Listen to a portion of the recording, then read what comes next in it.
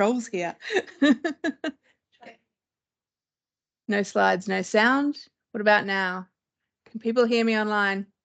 Excellent, Caroline. Woo! Here we go. Righto, we're just going to wait for a couple more people to file in and then we'll get going. For those of you online, can you see our slides?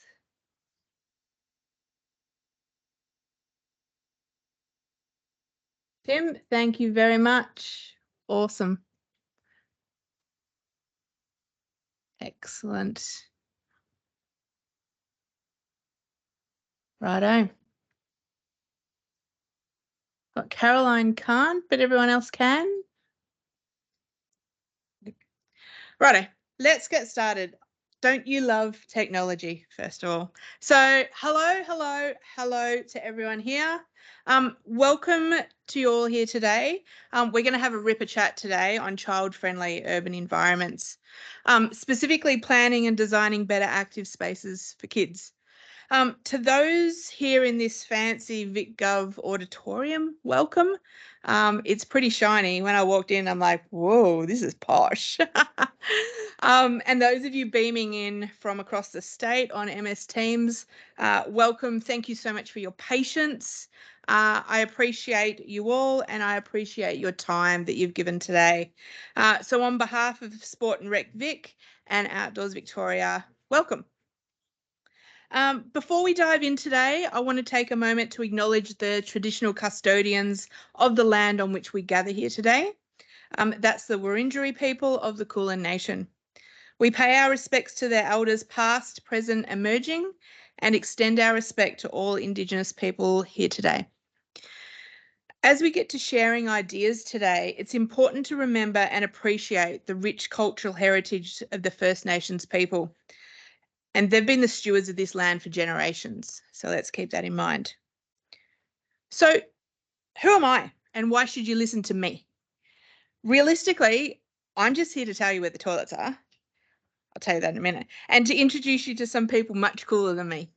But in case you're wondering, I'm Rochelle Olsen. I'll be the MC today. You'll see a lot of me, hear a lot from me. You may have seen me as MC at the Outdoors Vic conference and some of the VALA forums as well.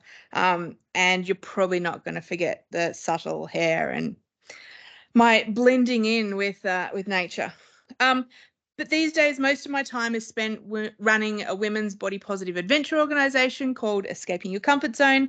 And I've just recently started in the last couple of months as the executive officer at Bushwalking Victoria. So in case it's not obvious, I'm passionate about the mental and physical health benefits of being outdoors. So this is a really good fit for me. Today's session is all about planning and designing better active spaces for kids. So when I was looking for some inspiration, I went straight to the horse's mouth. My 12-year-old stepdaughter, Liv. This is Liv. She's part of this new generation of switched on, emotionally intelligent kids. And in the 3 years that I've had her in my life, I think she's taught me more than I've taught her. You see that t-shirt she's wearing? She designs and sells those. And she's 12 years old. So there's a bit of an indication of what this next generation is capable of.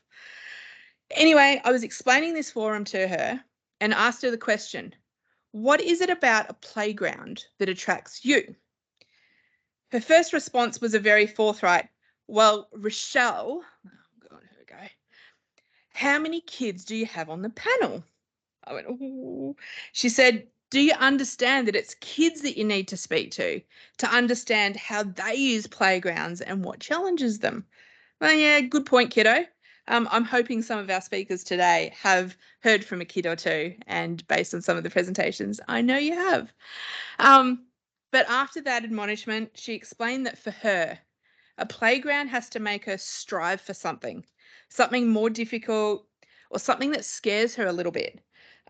Things to climb high on, things that she has to try a few times to master, and things that feel like flying. She got passionate about this. She goes, I love the feeling of flying, like swings and a flying fox, like the wind in my hair. Things that make her feel a sense of achievement and that make her feel alive. Anyone who asks me, I'll tell anyone who'll listen that I don't think we play enough as adults. So as we get started today, I want you to think about what made you feel alive as a kid. I want you to tap into that simpler time of life when play was the goal and look at today with that lens. We've got a couple of minutes, so I want you to turn to the person next to you behind you and tell them how you used to play as a kid. What brought you that joy of play as a kid? So I'm going to take 3 or 4 minutes, turn around, introduce yourself to the person next to you, and tell them about how you played.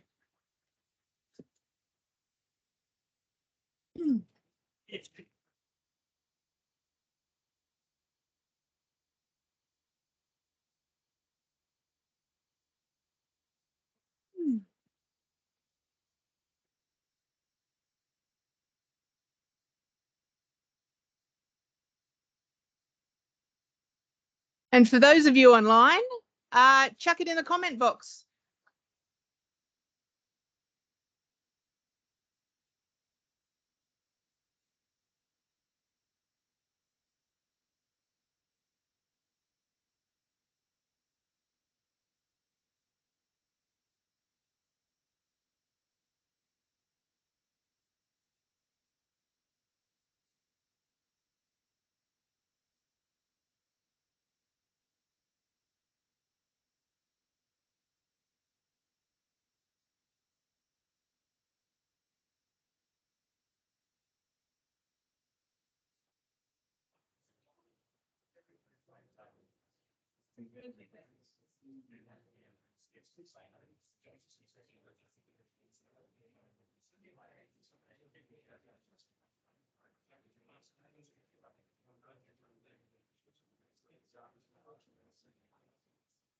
Righto, so I'm very aware of time, given we started a little bit late, so I'll get you to just wrap up your chat, if that's okay. I love the hear of the buzz first thing on a morning in a session like this, because it's so easy to come into a room and everyone's quiet and you may not know the person next to you or around you, and it can get really like, ugh. So I love the buzz. Thank you. So right, I promised you toilets. Not in here, but you've probably found them already. But if you haven't, out in the foyer area, you would have seen the row of desks. Down to the left of the desk, there's a big long corridor and there's signs for toilets on the side. Don't be a little taken aback like I was when I went to go to the ladies and I turned the corner and there was a no entry sign, but that was just for the kitchen area. So, and for those on MS Teams, I'm hoping you know where your loo is. So I'm not going to help you there. I want you to take this time to pop your phones on silent, make sure they're on silent. No one wants to hear your Metallica ringtone, or maybe that's just me that has heavy metal's ringtone. So what are we in for this morning? Well, first of all, we're going to get started with Global Advocate for Child-Friendly Cities, the wonderful Mr. Tim Gill. Then we'll have Associate Professor Jenny Veitch from Deakin University. We'll have Kieran Brophy from Play Australia. Then after the break, we will have local success stories. So we'll have Sarah Townsend at Bayside City Council. We'll have Katie Cadell at the City of Melbourne, and Alan Mitchell and Neil Fentonby from Melbourne Water.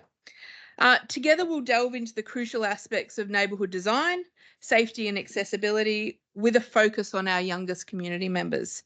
The goal today is to share innovative ideas and practical solutions to make our neighbourhoods not just livable, but truly delightful for our kids. It's not just about the presentations today, it's about inspiration, collaboration, and for change. So whether you're joining us here or online, we encourage you to actively engage, to ask questions during our Q&A and share your insights. We'll have 2 Q&A sessions. We'll have a short one after Tim, Jenny and Kieran this morning, and we'll get the 3 of them on stage to answer questions. And then another at the end of today's session where we'll have all the presenters up here for questions. So get your questions ready, write them down. If you're online, pop your questions into the comment box and one of our team will share it with the panel. Enough from me. I've talked enough. Come and join us, Tim. So, I forget. So, Tim's a global advocate for children's outdoor play and mobility. He's an independent scholar, writer, and a consultant based in London. He's worked in countries around the world, including several extended visits to Australia. I've seen his schedule for this one. It's kind of bananas. He's the author of Urban Playground, and which is on how child-friendly planning and design can save cities, and No Fear: Growing Up in a Risk-Averse Society. Over to you, Tim. Welcome to Melbourne. Thank you very much, Rochelle. Thank you, everyone. Thank you for that fantastic introduction. I couldn't have done it better myself. And oh, we already have some technical challenges. I'm hoping that we can get a slide show appearing. But in the meantime, actually, I'll just do a tiny build on the exercise that Rochelle had you do. So quick, this is going to be mainly for the audience, so I'll give feedback to those who are outside of the room. So hands up, those of you, let's just think about your favorite place to play. Okay, you talked about the kind of places you used to play. Think about one place that was your favorite place. Hands up if that place was out of doors. Okay, I think we probably have unanimity in the room. Feel free to comment if you're on the chat. Now, second question, hands up if your favorite place to play was somewhere that was not supervised by adults. Okay, almost unanimity again. Now, I saw some of the comments coming up in the chat. You know, the places that are most resonant to us from our own childhood are places where we could feel a sense of adventure, of possibility, where we could kind of find out what we were capable of, where we could feel that we were in control. So what that taps into, why I love that exercise, is that it reminds us of what I think of as a kind of vital ingredient of a happy childhood, and that's having a taste of freedom, like trying responsibility on for size. Now, that's not to say that, and I don't think Rochelle wanted us to think this either, that we're somehow going to try and turn the clock back. The world is different today. That if you think there was a golden age to grow up, and maybe that was when you grew up, then you're probably mistaken. But hold on to that insight about something universal about children, that children have an appetite for experience. Okay, we are back up and running. Oh, I need a flicker. Can I have a flicker? Or shall I just say next?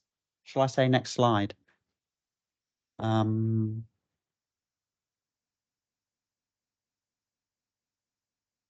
Next slide. Yeah. Can we do that? Yeah. Okay. Then let's go to the next slide, please, Andrea.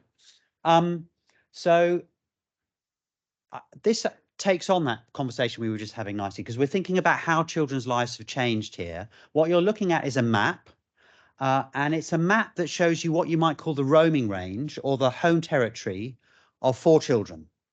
They're all 8 years old, but they're in 4 generations of the same family, and they all grew up in the same city.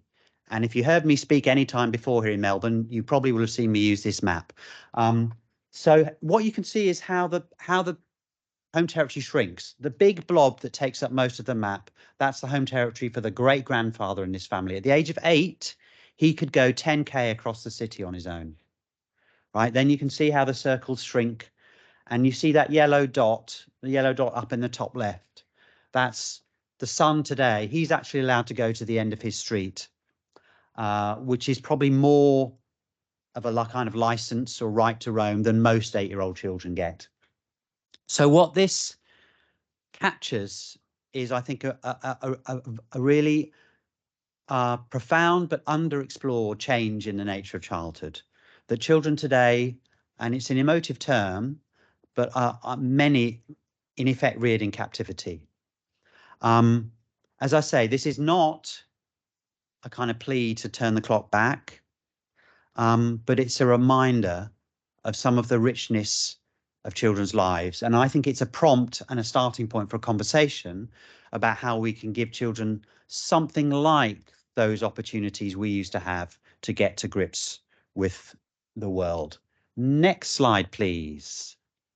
So when we think about the built environment offer that we normally make to children, that's got a sign up that says, here, come and explore your capabilities, you end up with something like this. Okay, this is a particularly dismal example, but I'm going to suggest that it's not just that this is a bad example, but this is the wrong model. Okay, if we want to give children the opportunity to really get a sense of their own capacities and have their sense of agency and responsibility and resilience, we don't need reservations. We need to think about how we can expand children's everyday freedoms in the round.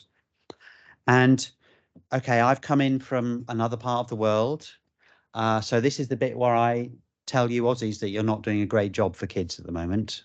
So next slide, please. This is there's a lovely study that compares the amount of freedom to get around that different children have in different countries. Okay, so there's about 16 of them. They're ranked there. And if you're looking for Australia, next button, please. There you go. There's Australia. Not quite the worst, but not that great. Okay, so a lot of countries, including England, yay. But some of the countries that you might expect are much higher up there. Children in the Netherlands typically enjoy a lot of freedom from a young age, and other countries as well, Japan, for example. Next slide. This chart looks at child obesity. And again, if we go to the next button, you'll see where Australia is in the rankings. Next button, please. Thank you. Again, not the worst, not that great though, really. Still, at least your levels of child obesity aren't as high as New Zealand or the US. So maybe take some. So I'm being flippant here, but these are indicators. Okay, these are signs of how well we're doing for our children in different countries around the world. And just one last bit of context. Next slide, please. This is changing the tone a bit. So what you're looking at here is a rather wonderful chart that shows you how the population growth is unfolding in different Australian cities. And in particular, you can see the population growth in outer suburbs. Next button, please. So there you go. Melbourne is actually an outlier here. So your city, or the metropolitan area of Melbourne, has got far more population growth in the outer suburbs than even other Australian cities, which is, in my experience of Australian cities, is saying something. Something to dwell on. Okay, let's move on to the main event. Next slide, please. So if we think about what makes neighbourhoods work well for families in the round, so we're moving away from children and looking at families, there's really three basic planks or platforms that come together. The first is housing, right? If you're looking at a neighbourhood and there aren't houses that are suitable for families, it's game over. The second plank is services, so education, childcare, health, but also the kind of everyday services that everyone wants. But the third plank is the one I'm most interested in, and that's what planners call the public realm. It's the spaces outside of the home, the streets, parks, civic spaces, and it's that I think really speaks to not just the kind of children being able and families to be able to sort of get by, but to actually thrive and to enjoy life in a town or a city. Next slide. So there you go. It's a public realm that is I'm going to be focusing on. Next slide. So here's the talk.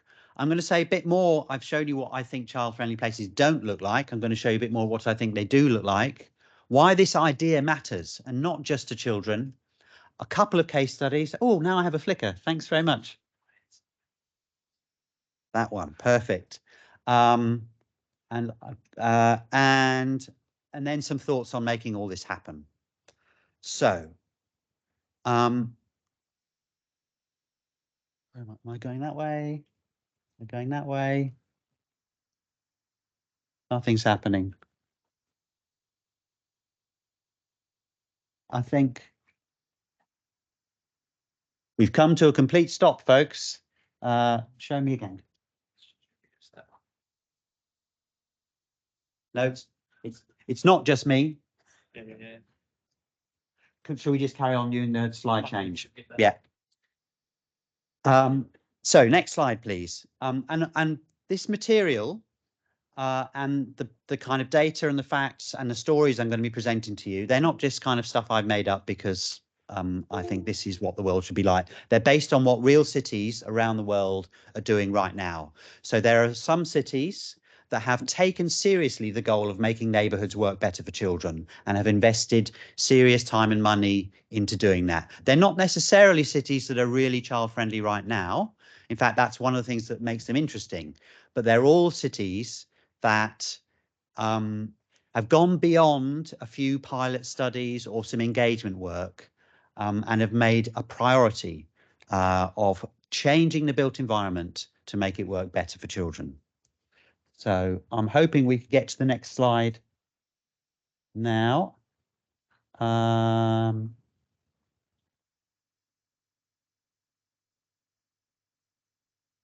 are things looking, Andrea? Maybe if the flicker thing is messing up, that you just take the flicker thing out.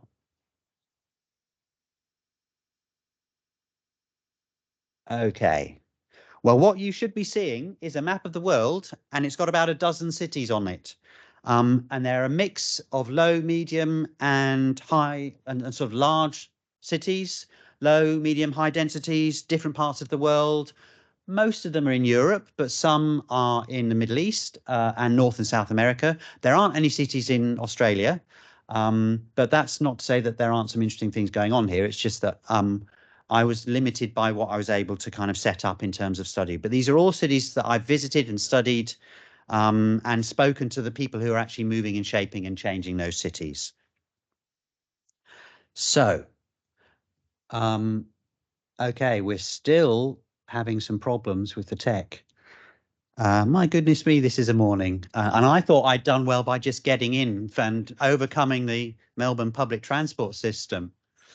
Yeah, that's right up to the camera. I can zoom up. So, okay, let's just do this verbally. Oh, okay. There we go. Case study cities. And then the slide after that, please. The one that says, oh, I think we're making some progress. Yep. Next.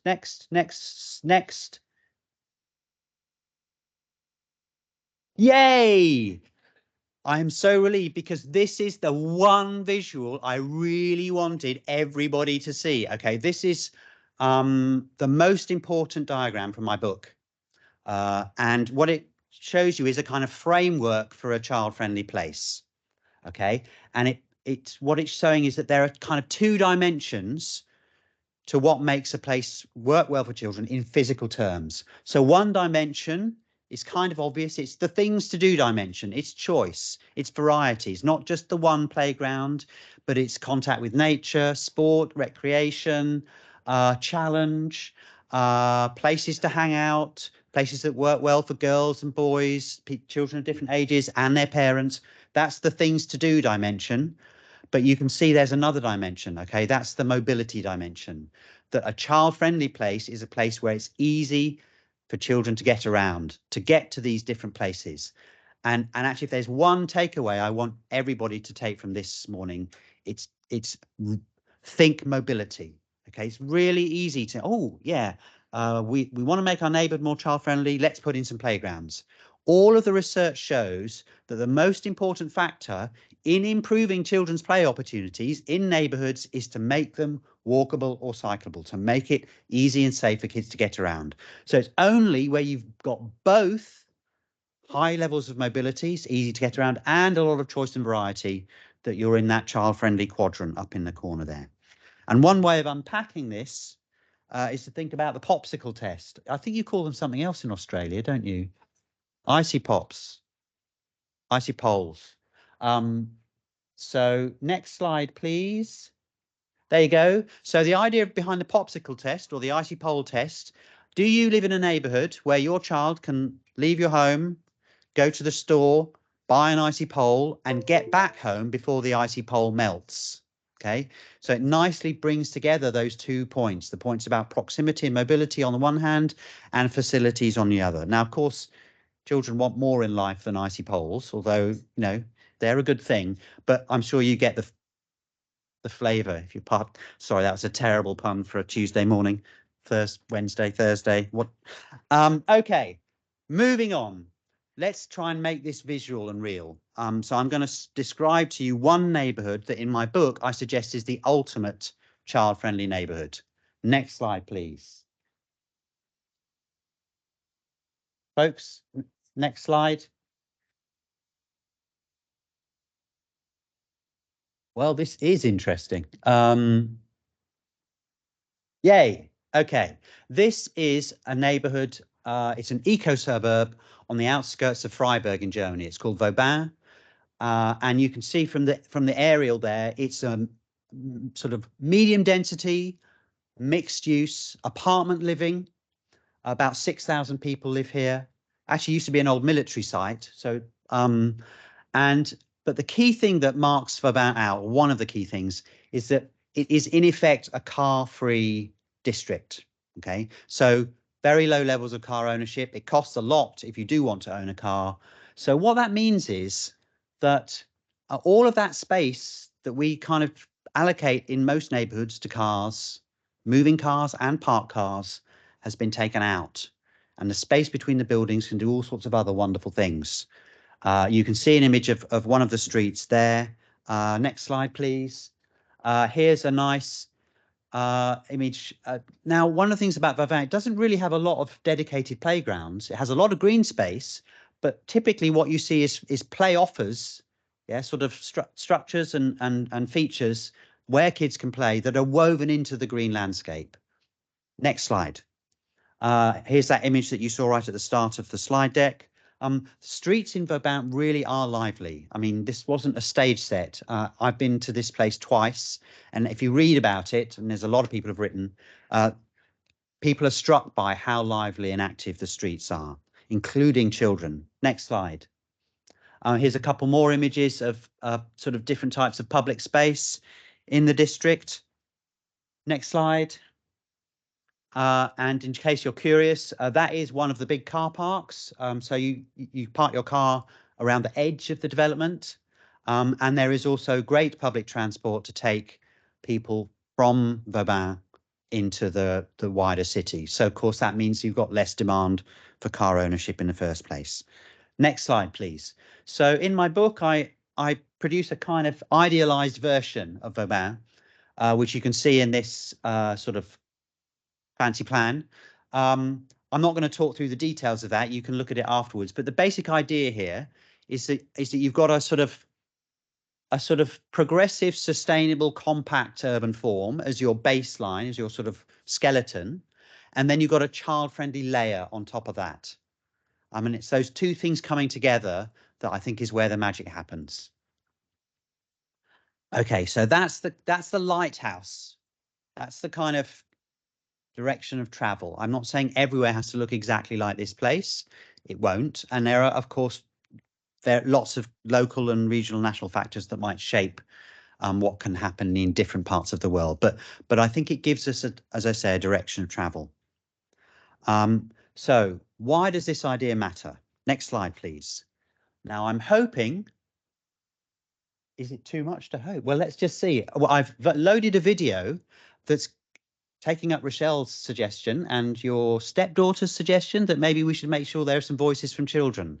So this is a 2.5-minute video clip of children from my home city, London, talking about how they get around and how they would like to get around. And it all worked fine in the trial. So let's see if it will work fine at the moment of truth. Andrea, let's see.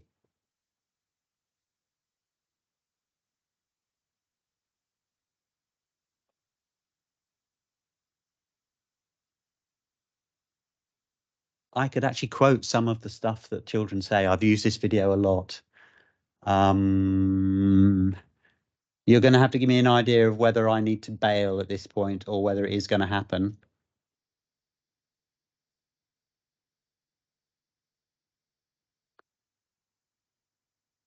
Going. Oh. Okay, we can hear the words, we can't see the movement. Well, I like to be outside and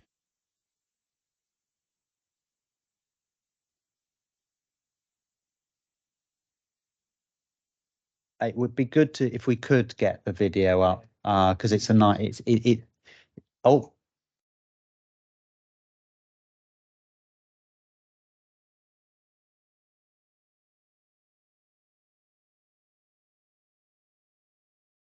lots of flickering and screen changes and oh, now we're doing a different thing. Do you know what? I think maybe we need to move on.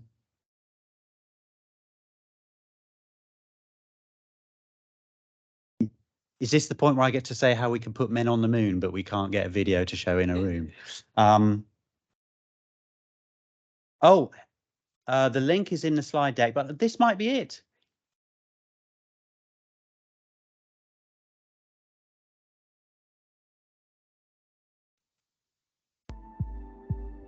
I like to be outside and like feel the breeze, the sun.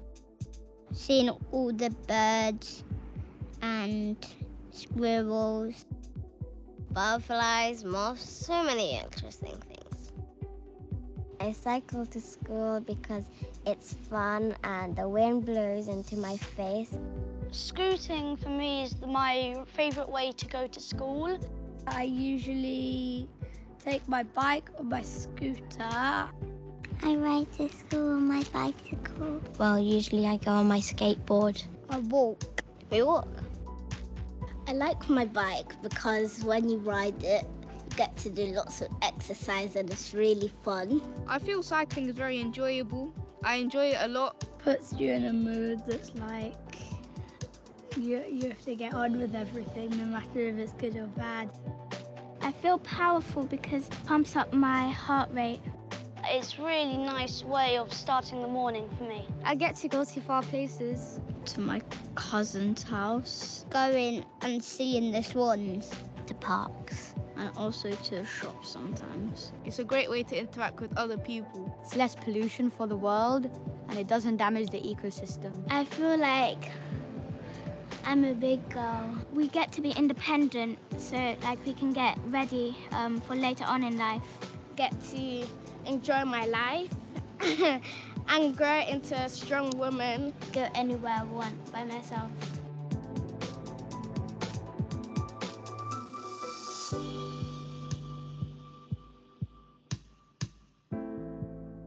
I don't feel safe when there are too many cars.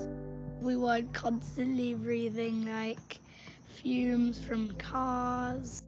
The pavements are quite skinny, so it's hard because then we have to go in a straight line and it's like causes collision. We should have more bike lanes because it's safer for us children and for us to be safe and have fun and for our parents not to be worried about it.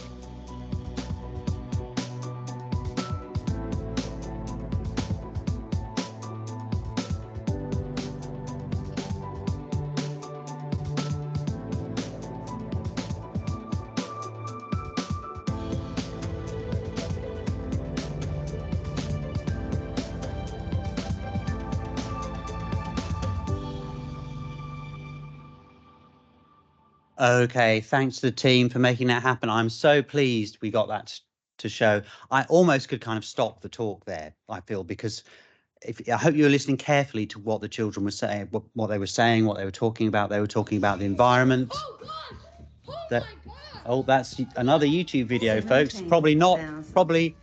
Quick, bail. In Australia, what many people don't realise is they always at least we're not having to look at and some of the are comments. preventable if you catch them early. Yeah, so But unfortunately, many you might people need to don't kill the have a sound, I solid think. plan in place for dealing with a sudden emergency. They count on old remedies. Well, like this is quite a ride, isn't it? Or dumping bicarb soda on. Okay, I want to talk a bit more about, in a way, kind of capturing some of what the children were talking about: health, the environment, even the economy. All of these things that we grown-ups care about, you see them in child-friendly places. So if you could scroll to next slide. There's probably about, where are we? 10 more slides.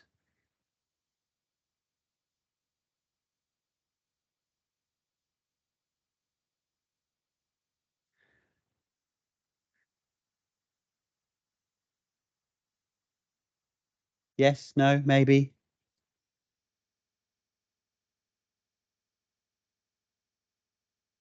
It obviously doesn't like to go beyond the bit where we're showing you how obese Australian children are.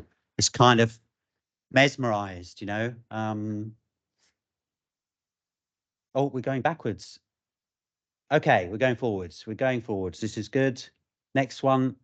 Let's hope we don't go back into the... Yes, thank you. So one of the things I hope you picked up is that what the children were saying, and what children say everywhere, every time we take the trouble to ask them what they like and don't like about neighbourhoods, what they say maps on pretty precisely onto that two-dimensional framework that I talked about. Yes, they like places to play and go and hang out, but they also like places where they can get around. Next slide, please. I'm actually going to skip through a few because of time. So next.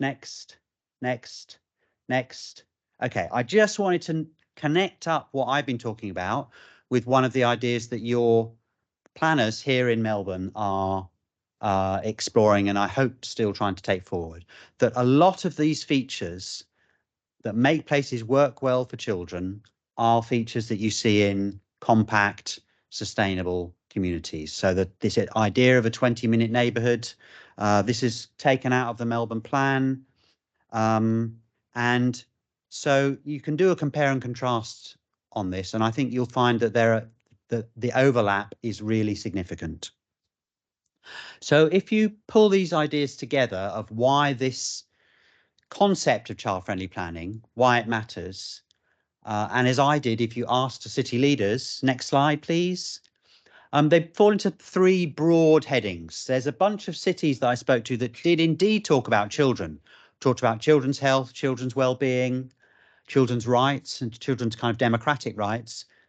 And you can see that in one of the circles. There's a bunch of cities that talk about sustainability and this insight that a child-friendly place looks and feels like a sustainable place. But then there's a third group of cities who actually talked about the economy. They talked about demographics. And what they had latched onto is this insight that, in effect, a city that is not able to attract and retain families is a city whose long-term future is pretty grim, okay? Because basically, that's what's going to happen to your population. So, but the final thing about this little exercise, just notice how many cities connected the dots. They could see win-wins. And in some cases, the cities are in the middle that actually could speak to all three of these strategic concerns. So my message to city leaders is, don't see child-friendly planning as a kind of separate thing over here that's like another challenge for you. See it as something that you can use as a vehicle, pardon the pun, as a way to flesh out and refine and revise your existing work on the city's long-term future, on sustainability, and on the health of its citizens. Okay. I am going to skip through the next half a dozen slides because they're all about Rotterdam. You can read about Rotterdam in my book. It's another case study. It's basically doing the same thing that they did in Freiburg, but making it happen in an existing neighborhood. So if you want to try and find out more about Rotterdam, get the slide deck or read my book or read my website. And let's just talk about cutting to the chase. How do we make this happen? So I think there are four basic building blocks. There's thinking about how you get people and policies. I've got a few things to say about suburbs, but they're kind of tentative, but I do want to talk about that. And then finally, this idea of children as a unifying lens. So let's look at the building blocks. Next slide, please. I've combined two of them here, but there's really, firstly, streets. And I think it's really important to start with streets. Okay, children's lives outside of home start and finish in the streets outside their front doors. If we can get streets to work well for children, then all sorts of great things happen. Conversely, if the streets outside children's front doors are dangerous, polluted, hostile, not the kind of street where a parent would feel it's okay for their children to go out on their own, then we're stuffed. So streets are really important. Let's also think about public space, and this is where I get to talk a bit about playgrounds, and also some thoughts about housing. So I'm going to unpack some of this. Next slide, please. Now, these are the kind of, there's lots of work on how you make streets more livable, and it basically comes down to reducing the dominance of the car and making streets feel more livable. So I'm not going to unpack that. Next slide, please. Turning to public space, I'm going to guess, let's remind ourselves of the exercise that you did right at the beginning. I'm going to guess not many of you talked about playgrounds as being places where, or maybe they were one of a number of places where you might spend time. So playfulness as a quality can emerge in all sorts of different types of public space. This one here, this is a square in Bilbao. It's one of the most playful places I've ever seen. Not a scrap of play equipment in it. So what is it that makes that place work well? Well, it's in a really good location. It's next to a large residential area. There's loads of places to sit. You don't have to buy a coffee either. You can just, it's a public space. And there are what we design types call affordances, different things that kids can do. Next slide. So, and what I'm going to map out here is a kind of working typology. So next button, about public spaces that could be playful.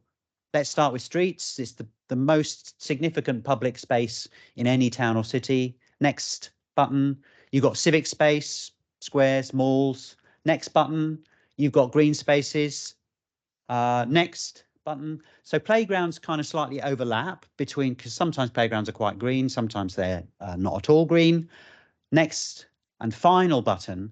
Okay, so there's all of those types of space can be playable if we get the design right and we get the right vibe. So again, let's not just focus on playgrounds. Next slide. But having said that, I am going to talk about playgrounds. They're important. They're important to parents and to children. So what makes them work well? Well, you can see a kind of shopping list of features on that checklist. A good playground is a bit like a good restaurant, right? There's no single recipe. I've got my views. You'll probably have yours. They'll be different. But some of the things that I'm looking for when I look at a playground, you can see up there. And just picking up on your stepdaughter's point, risk and challenge. That's the grown-ups way of saying, is this a place where I can test myself? And what you're looking at here is Tumbling Bay Playground in London. Two views of it, but this is an unsupervised public playground. It's open 24 hours a day. I took Mike Hewson to this playground. Some of you might know Mike. He's the designer of the Rocks on Wheel playground, which is somewhere over there or there. They've got a lot of press recently. I'm looking forward to going and seeing it. He was blown away by this playground. He could not believe that we had created, and it's close to my heart, this playground, because I was involved in its birth and gestation. So for me, that's another kind of beacon. Next slide. I do want to share with you a bit of a signposting to some really important and valuable new research on hard data on how children and families use playgrounds. And this is based on a study of 60 playgrounds in the US, a whole mix of different types in 10 different cities. And the key finding from this study in terms of usage levels was that, location, location, location. To unpack that quote from Megan Talarowski, who you're looking at, get a playground in the right place with a decent catchment, which probably means about half a mile, 600-800 meters. And that's what makes playgrounds filled with children and families. But it's not the only thing. Next slide. Design innovation also matters, and playgrounds that kind of go beyond, the boring post and platform model. I think you call them plastic fantastics here. You see 2.5, 3 times the level of usage. So it is worth investing in really doing something special, and somewhere like the Rocks on Wheels playground, I think probably fits that bill. And okay, so that's whistle stop on playgrounds. I'm going to just say a quick word about housing. Next slide, please. And I guess, there's a kind of there's a sort of city living or bias, if you like, to this point. But when we're thinking about housing in medium density areas, high density areas, think about that direct connection between the housing and the world outside, and the oversight of public space, but also the phrase human scale. I know that's, we could spend hours talking about what that means, but I hope you get the idea. Next slide. This is probably the second most important diagram in my book. How do municipalities do good things? How do they create this momentum and impact? And in the cities I visited, the key thing that I saw, it wasn't policies, it was people. It was a person in the middle of what I call a hub and spoke model. So a municipal officer, they may have been in planning, they may have been in highways, they may have been in parks and public spaces, but they were able to connect up different aspects of the municipal world and get good things to happen. So working with planning and transport, doing smart engagement work, focusing on residential neighborhoods. I can't emphasize that enough. Families don't live in cities, families live in neighborhoods. Okay, so we need to have the neighborhood as our unit of analysis. And that also means we don't just focus on one individual space. Thinking about investment in mobility as well as spaces, and also figuring out actually what difference is all this stuff making. Next slide. I'm going to skip that because I think apart from anything else, Kieran might be talking about play streets. I just wanted to say a couple of words about suburbs. Now, I'll hold my hand up. I haven't had a lot of a focus on suburbs in my work. In general, that's the kind of, the topic area is not one where, the examples come from a more low density suburban context. I think it probably should. Most people in Australia live in suburbs. Most people in the UK and the US live in suburbs. But this set of bullet points that you can see is some summary points from a really nice report that came out from a UK outfit called the Urban Transport Group.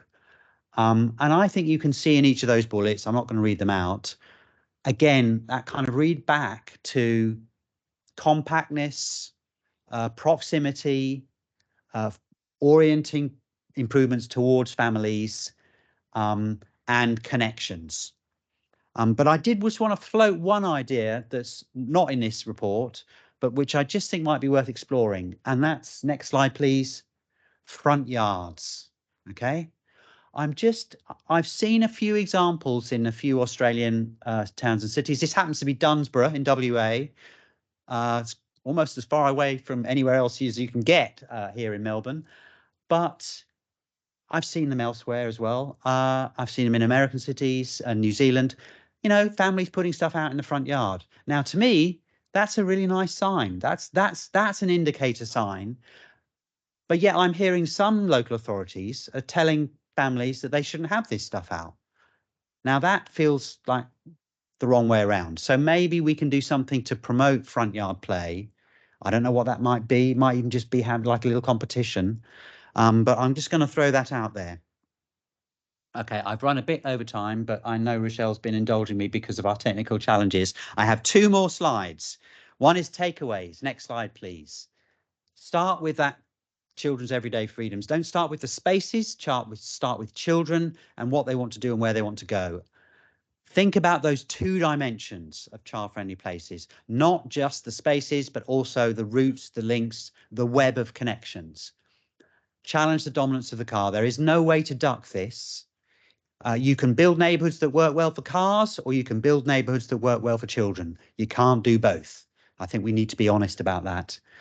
Yeah, be creative, opportunistic. And then final point, coming on to my final slide, this idea of a children's lens. So you remember I was talking about Vauban, this district in Germany, and how when people visit, they're amazed at how many children they see out and about. And this is the idea, I think, children as an indicator species for cities, right? In Vauban, you see children of different ages, with and without their parents, active and visible in that habitat. And I think that's a sign of the health of Vauban, in just the same way that if you see salmon swimming up the Yarra River, do you see salmon swimming up the Yarra? No. Well, if you did, or maybe not salmon, but some other trout, then that's a sign of the health of that habitat. So that's what I will leave with you with. Thanks everyone for the technology. We got there in the end. Cheers.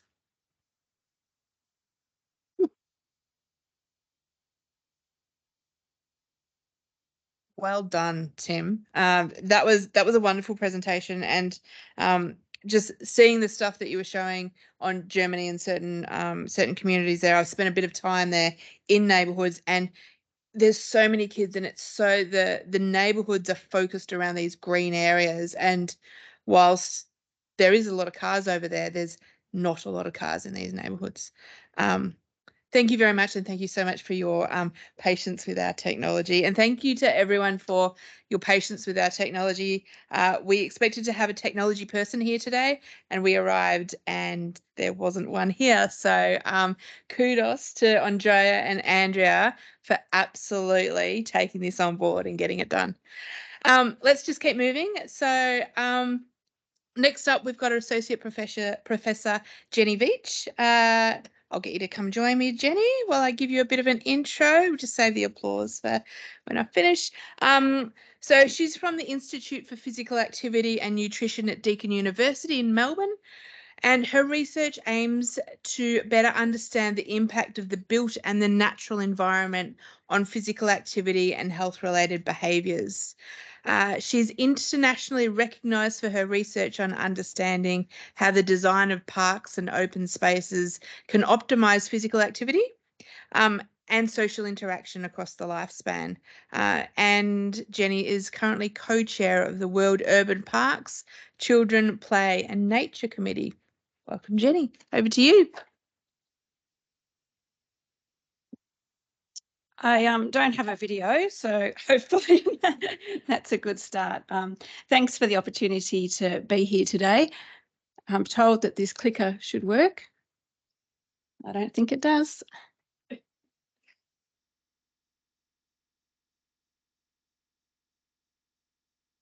Oops. Oh, I've got 47 slides, so it's going to be lots of nicks. So I thought I'd start with a little bit about me. My PhD examined the influences on children's active free play, and during that research, the role of independent mobility and independence certainly emerged as being critical, but so did the role of parks and public open spaces and green spaces.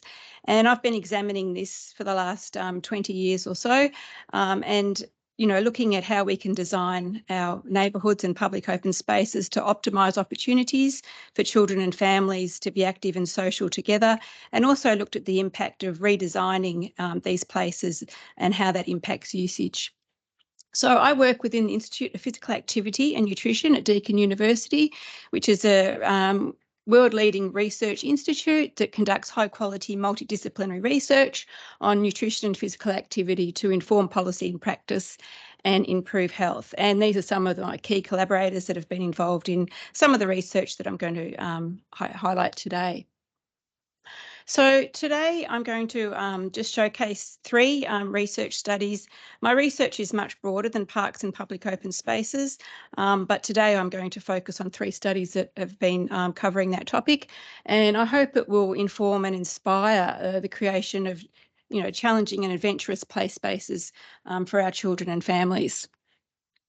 So this question has really underscored a lot of my research. What happens when we improve a park? And so what I'm going to do is present 2 natural experiments which has examined the impact of improvements to parks on usage. The first study I'm going to talk about is Revamp. So the aim of this study was to examine the impact of a nature-based playscape installation on park visitation and park-based physical activity. So the intervention park, or the park that was refurbished, was a very large park, 330 hectares, located in the western suburbs of Melbourne, which was a low socio-economic area. And the control park had similar features to this park at baseline, but it was smaller at 120 hectares. And we conducted this research in conjunction with our partners, Vic Health, Parks Victoria, City West Water and Brimbank City Council. So to the left of the slide, you can see what the park looked like before it was changed. It primarily consisted of walking paths, some basic playgrounds, open spaces and picnic shelters. And so this is the images on the right that of the refurbished park. It was a nature-based playscape that included elements of play equipment, areas to encourage nature play, lots of sculptures and climbing equipment. This gives you an overview of the landscaping and the maze area that was installed. It was initially meant to include elements for older children, but due to budgetary constraints, this was modified and it was primarily designed in the end for younger children. So we conducted measurements before the park was refurbished at both the intervention park and the control park, and we called that T1. And then we conducted measures at 12 months and 24 months following baseline, T2 and T3. So as you can imagine, it was a very large park. So we sent large teams of researchers to the park, and they observed the number of people in particular target areas and recorded them by doing scans every hour between 8:30 to 4:30 on 4 weekdays and 4 weekend days. And they recorded people in the park according to their age group and their activity levels. We also collected about 3,000 surveys from residents, and we completed 3,000 intercept surveys with park visitors. So it was a very large study over about a 4-year period. And today I'm just going to give you some high-level findings from the observational data. So if we have a look at just the playscape itself, the new playground, as I said, it was a very large park and it was really only the playscape that was refurbished, but we saw more than 600% increase in the number of visitors at the playscape, and the numbers maintained from T2 to T3. So the increase was not just a novelty factor, it was sustained over time. So this was a really fabulous result. Here we have the overall park visitors. So this is not just the playscape, this is number of people across the whole park. So the results on the left there is to overall park visitation, and relative to the control park, we saw 176% increase in the number of visitors. And this was largely due to a very large increase in the number of children and adults visiting the park. On the right, we have the impact on physical activity, moderate to vigorous physical activity. And once again, relative to the control park, we saw large and significant increases in overall visitors being active to the park. And this was once again primarily due to children and adults.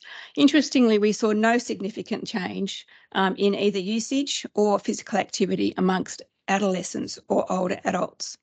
Not surprising, as they're the two population groups which really have the lowest level of visitors to our parks more generally. Our partners that we were working with asked if we could do a cost effectiveness evaluation. So we partnered with some health economists and did some very sophisticated analysis and to assess the cost effectiveness of this refurbishment on changes in physical activity compared to the control park once again.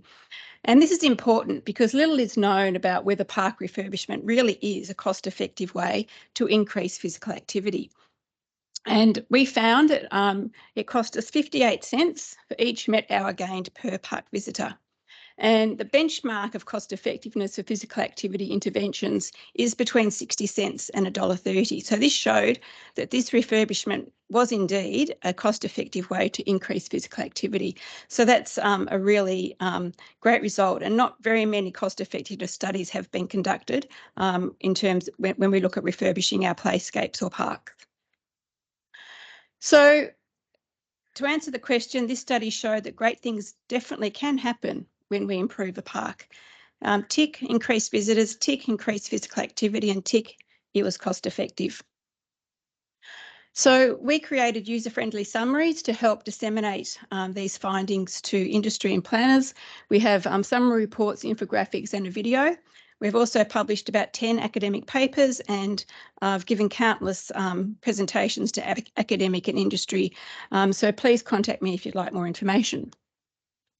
The second study I'm going to present today is one that we conducted in Bayside City Council, and Sarah Townsend is going to give some more information on this study later on this morning. But basically, once again, the purpose was to examine the impact of park refurbishment on park visitation and physical activity. And this study was conducted in 2 parks. We've called them Park A and Park B, and we also had a control park.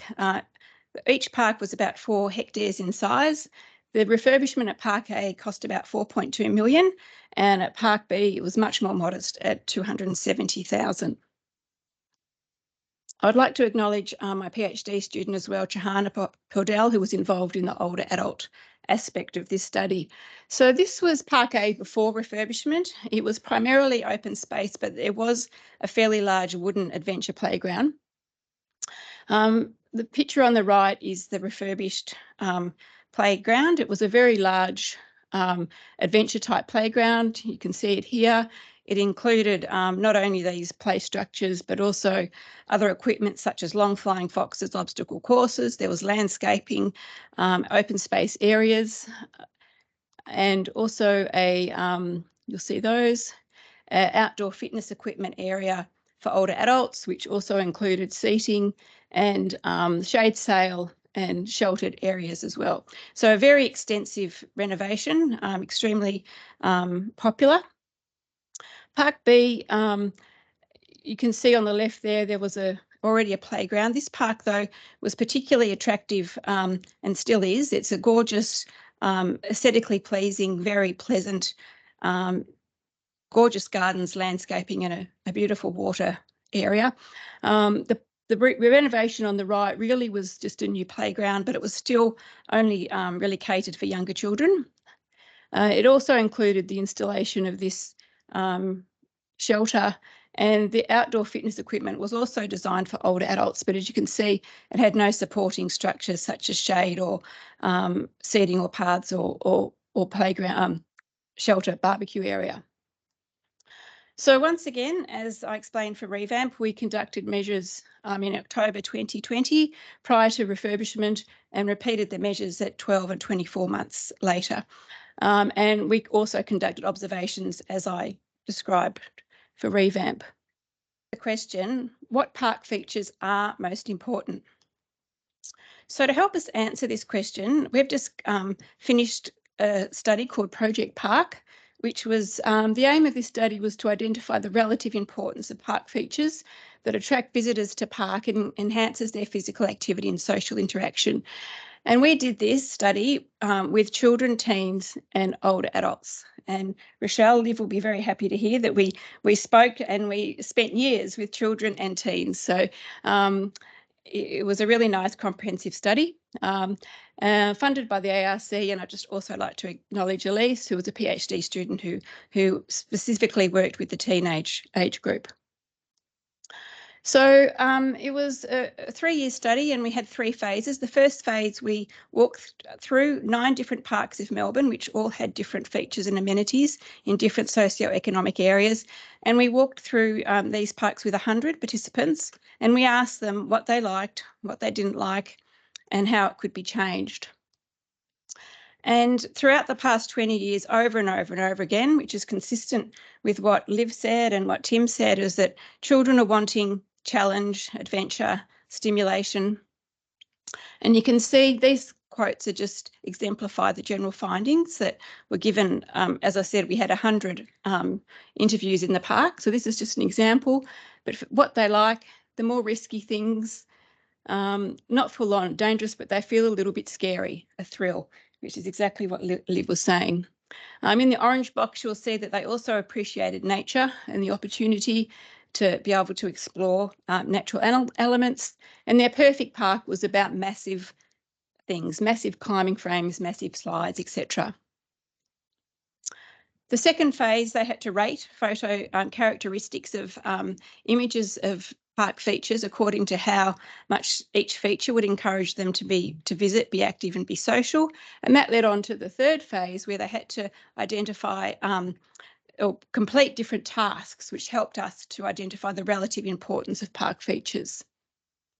I haven't got time to explain it in detail, but basically it was an extensive survey, and we had about 1,000 participants complete each of the surveys, so it was a very comprehensive study. And they were shown different profiles of parks, and they had to indicate whether that park would in fact encourage them, for example, to visit or be active in that park. And their results from each of these answers would then inform what features are shown in the next question. So it was an iterative survey. And then they had 13 tasks like this, where they were shown 2 different parks with different features, and they had to indicate which one they would prefer to visit. So after doing all these tasks, we actually came out with the most important park features relative to another. And I'm just going to give you the top 3. So for children, for what was most important for them visiting, not surprisingly, it was a large adventure playground, giant slides and interactive areas. And to encourage them to be active, it was a long flying fox, large adventure playground and trees for climbing. For teens, large swings, large grassy space and a cafe would encourage them to visit. And for physical activity, it was sports courts, large grassy space and outdoor fitness equipment. And for older adults, it was for all outcomes. It was all about the shady trees, peaceful, relaxing, and also having access to walking paths. So this really highlights that the different age groups really do require different features and amenities, and that, to encourage both visiting, active and social. We also did social, but I haven't got the scope to describe that today. Different things are important. So there's a lot to consider. It's not just one tick box for one thing. It's multifactorial. Once again, we've created user-friendly summaries and videos of these findings, and please contact me if you'd like them. These are the infographics that highlight the most important features for each of the different age groups. So in closing, there's a lot more to be done, but we've also made some great progress. What I know is that great places for children and having access to these places is critical for children and families, physical health, mental health and social wellbeing. And what I hope is that we can work together to create these amazing spaces, and that we can be brave enough to try new things and expand and create something that's really going to benefit our future generations. So I look forward to working with you all, and thank you for the opportunity to be part of today. I'm just going to close. I was in Norway a few months ago and literally stumbled across this playground, which is at the top of the mountain. And it sort of, to me, ticks lots of boxes in terms of what would be a great place for our children. There was adventure, there was challenge, there was creativity, and there was lots of nature. This is just a couple of images. And there was a space for classes or getting together. There was a place to escape from the Norway cold. And there was even a pizza oven to feed everyone. So great space. And I just think there's so many inspiring examples of what we can do if we work together. Thank you very much for your time.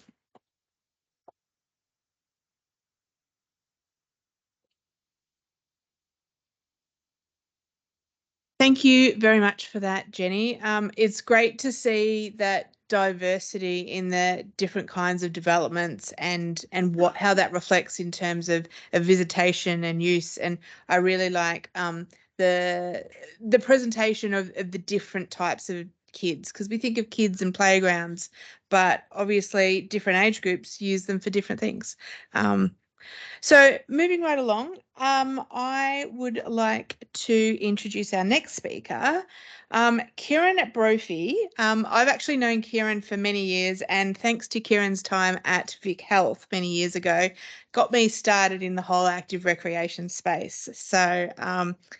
So Kieran is director these days at Play Australia, and he loves helping people rediscover the power of play. He spent most of his career in the health promotion and sport industries, gaining a mix of experiences with Vic Health, Sport Australia and within the Victorian government. He lives in Melbourne, and his favourite pastime is playing outside with his 3 kids. And he's going to talk about 1,000 play streets, which just feeds into everything that we've been talking about. Welcome, Kieran.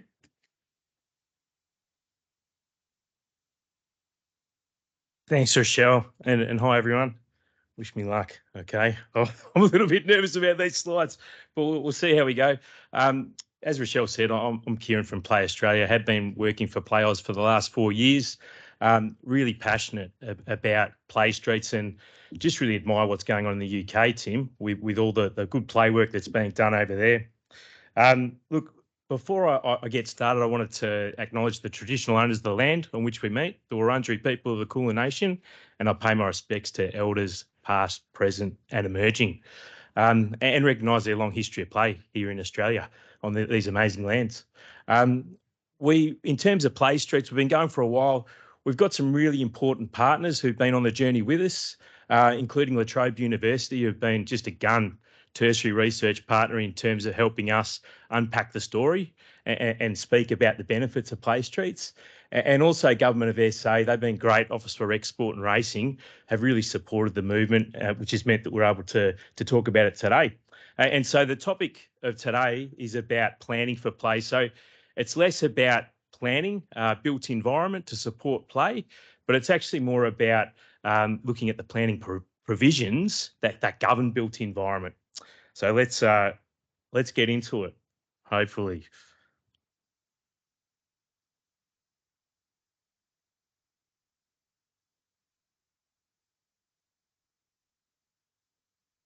Maybe I'm pressing the wrong button. Oh, there we go. Was that you, Andrea? Or was me? Fantastic. So Play Oz, we've been going since 1914, if you can believe it, which is kind of amazing. And back in the day, we were born out of the back streets of Fitzroy, and the imperative back then was to get kids off the streets, and it wasn't actually due to the cars; it was due to all the sanitation issues in Fitzroy. So we were about getting kids off and into playgrounds.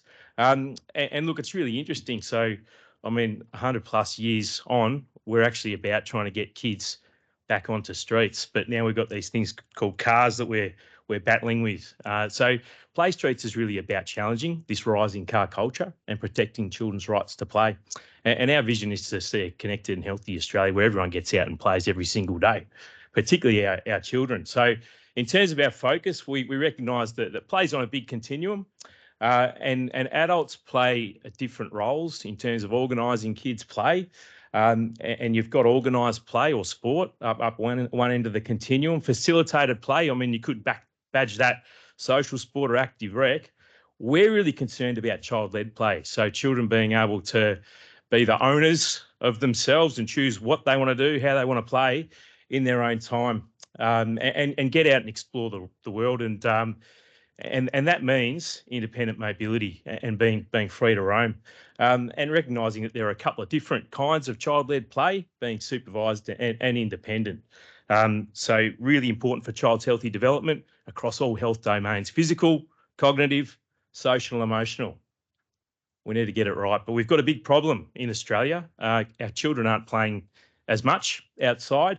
If you haven't checked out the Royal Children's Hospital National Child Poll, please check it out. There's some great data on what Australian families think about play, and it also speaks about the barriers to getting children to play. Some really good national data for us. And at a community level, we know that loneliness is a huge epidemic sweeping our nation, and we're not as connected to our communities as we should be, as previous generations were arguably were. And so there's a lot of issues that stem around lack of connection.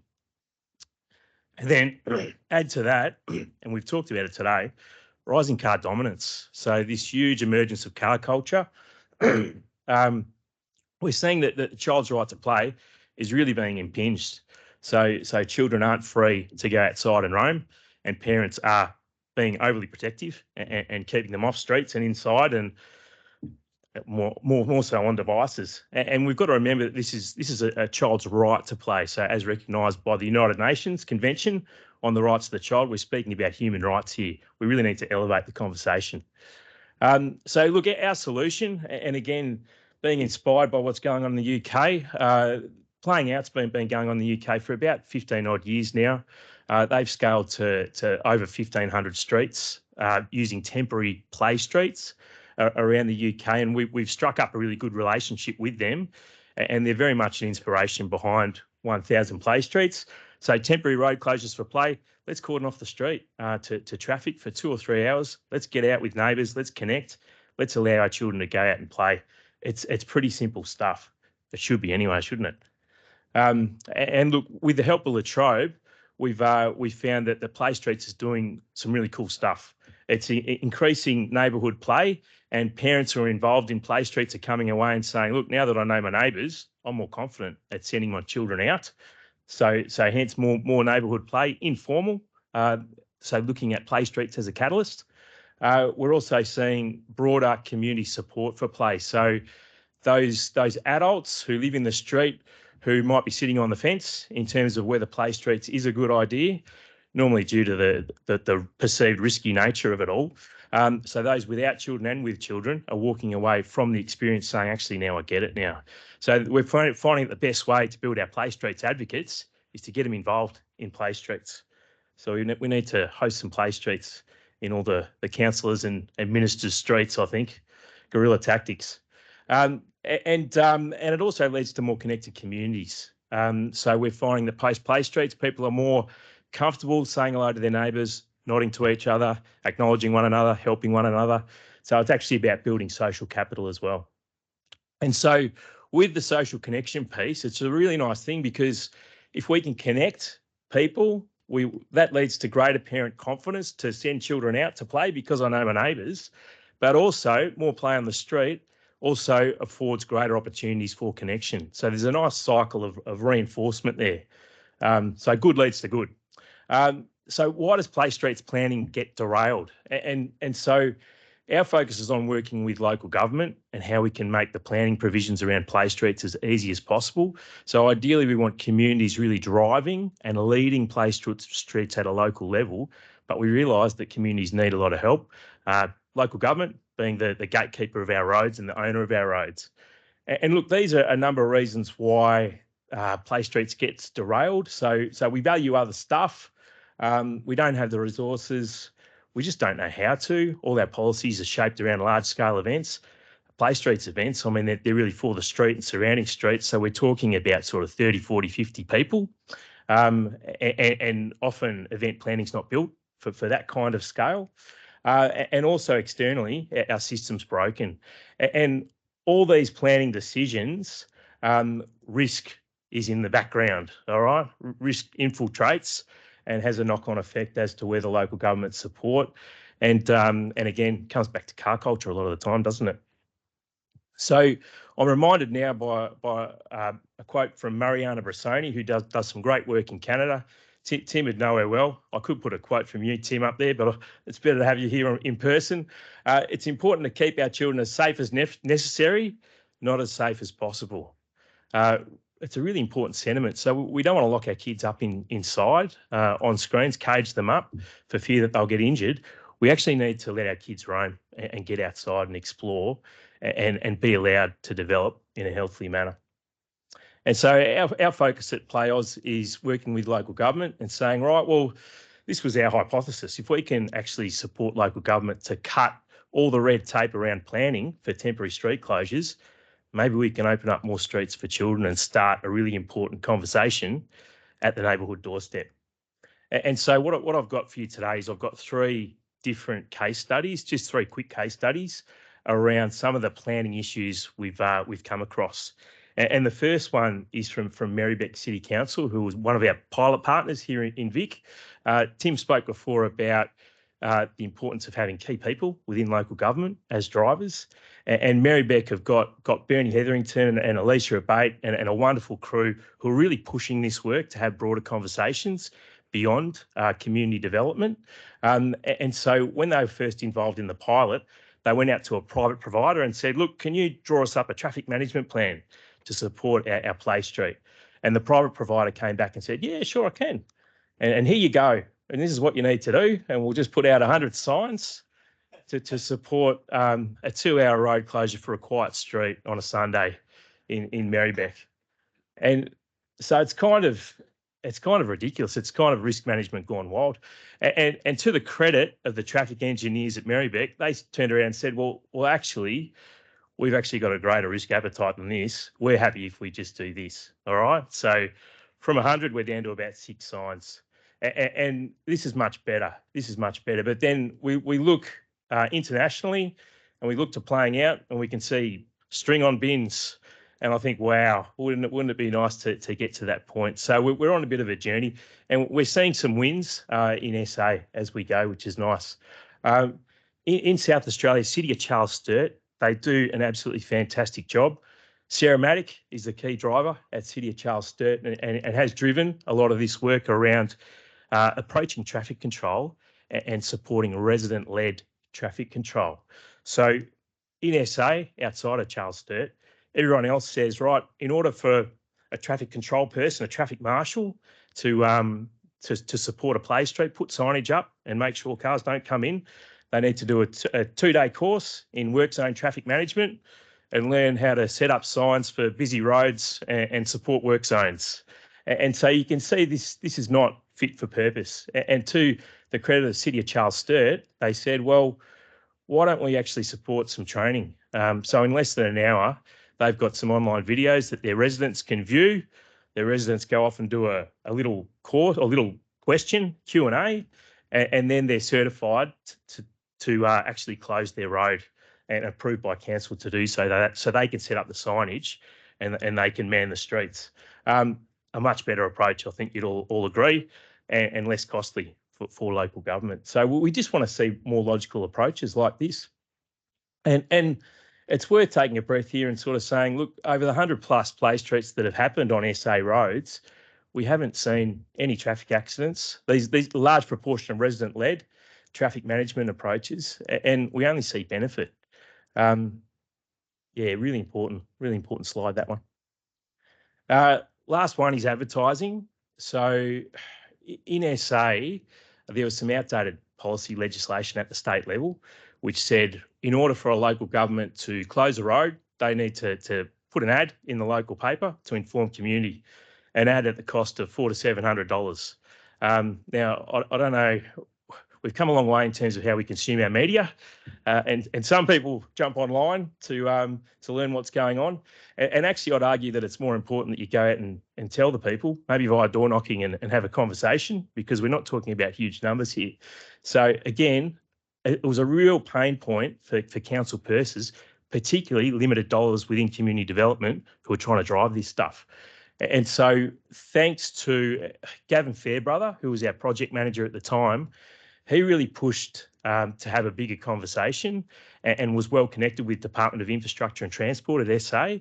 The local governments who we were working with came on board, and there was a cross-departmental working group that SA government were backing at the time. And we successfully overturned this legislation. And so, yes, you can still pay to advertise in a local newspaper if you want to run a play street, but also, or if you'd rather, you can advertise on your website or pop a social media post up at no cost. So all of a sudden, we're saving local government some big dollars there if you add up all the play streets. So again, another example where planning it's just gone awry and we need to bring it back. So what does all this mean? So when it comes to play streets planning and thinking about play provision for children, we've got a lot of retrospective work to do to actually overturn a lot of poor planning decisions. And I think it comes down to the fact that when we set up these policies and plans, the last thing we're thinking about is the knock-on effect and how it affects our most vulnerable in communities and how it affects our children. So we've got a lot of work to do, and if we truly care for our children, we need to get better at planning decisions from the outset. But recognising that we've got a lot of power here, and we can retrospectively plan and start thinking about our children more and just challenge poor practice. So listen to Uncle Ben, with great power comes great responsibility. Love a Spider-Man quote.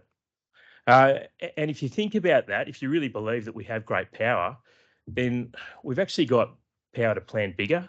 And everything that Tim was talking about in terms of looking at better examples internationally, we can lower speeds of all residential areas and increase traffic calming measures. We can look at shared zoning for quiet residential streets. It's big in Europe. It should be big here. And we can look at more social and play infrastructure embedded into the design of our streetscapes.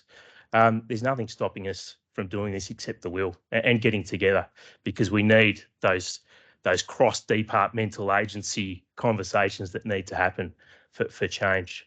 So my takeaways: we all have a responsibility to support children's rights within our planning actions. We can change the system because we hold the power, and our children deserve nothing less than our action right now. So thanks very much. That's my details. Cheers.